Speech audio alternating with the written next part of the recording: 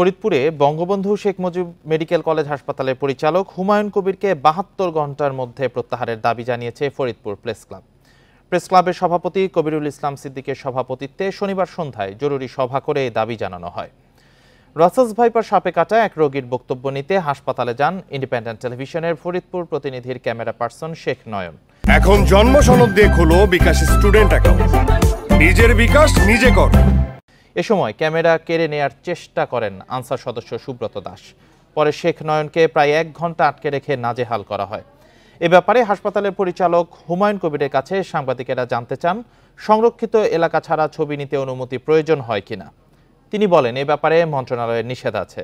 পরে জেলা প্রশাসক ও পুলিশ সুপারের হস্তক্ষেপে শেখ নয়নকে উদ্ধার করে পুলিশ। সন্ধ্যায় প্রেস ক্লাবে জরুরি বৈঠকে ঘটনার তীব্র ক্ষোভ ও নিন্দা জানান সাংবাদিকেরা।